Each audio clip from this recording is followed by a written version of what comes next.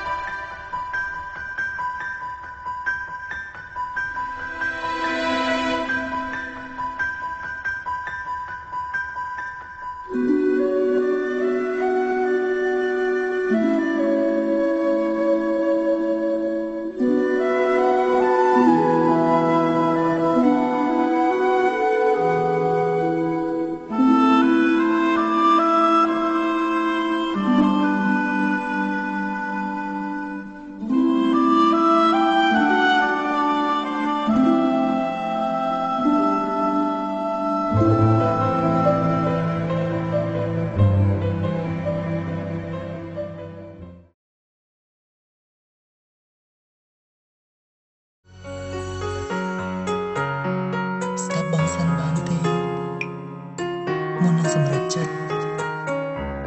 បងនឹងគេគ្មានអ្វីលើសពីមកទេអូនសង្កត់បញ្ជាក្នុងផ្នែកខ្លួនឯងថា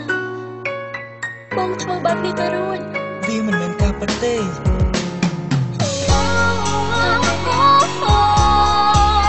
សម្បត្តិបងរយៈសិនដើម្បីអ្វីទៅដើម្បីឲ្យអូនមានអារម្មណ៍គិតថាបងល្អជាងនេះ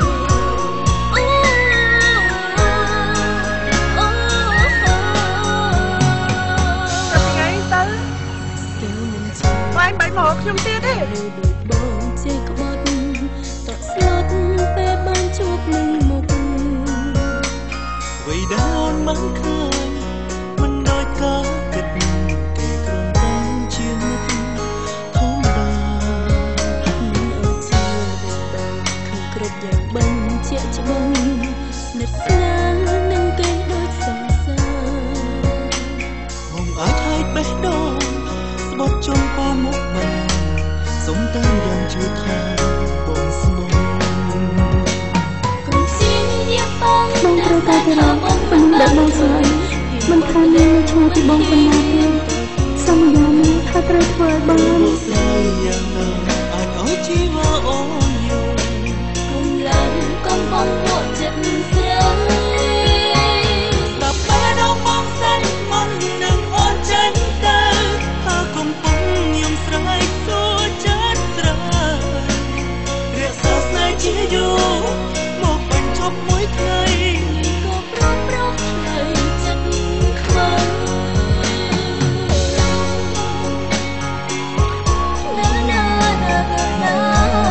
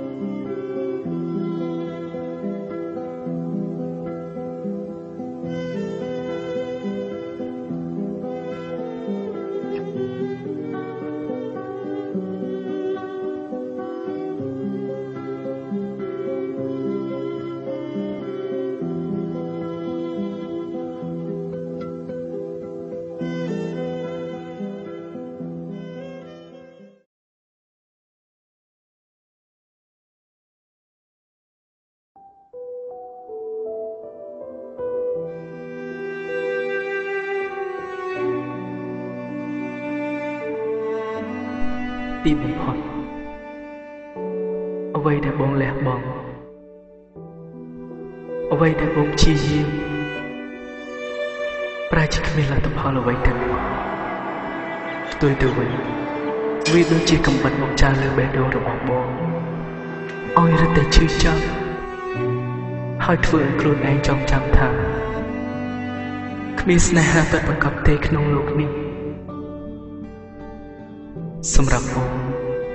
គឺជាមនុស្សតែម្នាក់គត់ដែលបងស្រឡាញ់ហើយបងរីករាយនឹងឃើញអូនមានសេចក្តីសុខជាមួយមនុស្សដែលអូនស្រឡាញ់